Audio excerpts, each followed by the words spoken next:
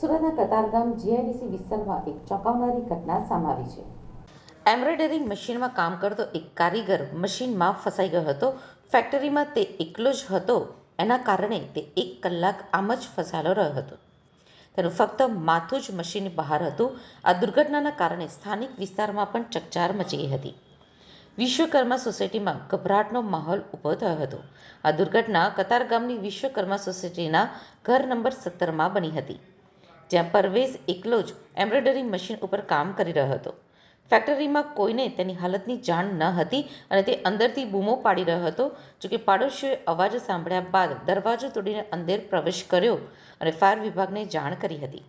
Fire બ્રિગેડનું કલાકો સુધી operation ચાલ્યું હતું. પ્રાપ્ત માહિતી અનુસાર ફાયર વિભાગને મળતી માહિતી પ્રમાણે રેસ્ક્યુ ઓપરેશન હાથ ધરાયું હતું. લોકોએ ઘરની અંદર ઘૂસીને કારીગર પરવેઝ આલમને ફસાયેલો જોઈ તરત જ ફાયર બ્રિગેડને જાણ કરી હતી.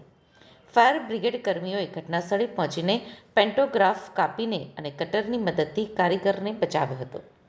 1 કલાક ફસાયેલા રહેલા પરવેઝને બેભાન હાલતમાં બહાર લાવવામાં આવ્યો હતો અને તાત્કાલિક સ્મીમેર હોસ્પિટલ ખસેડવામાં આવ્યો હતો, જ્યાં ગળાના ભાગે 10 ટાંકા લાગ્યા છે. હાલ તેની તબિયત સ્થિર છે અને સજાગ અવસ્થામાં આવ્યા બાદ તેનું અધિકૃત નિવેદન લેવામાં આવશે. આ દુર્ઘટના ફક્ત એક દુર્ઘટના નથી. કારીગરોની સલામતી માટે શું જરૂરી પગલાં ભરવામાં આવી રહ્યા છે? તો ફેક્ટરીઓમાં કામદારો માટે જરૂરી સલામતી સાધનો અને ઇમરજન્સી માટે કેવી તૈયારી છે, એના વિશે ઊંડાણપૂર્વકની તપાસ કરવાની ખૂબ જ જરૂર છે.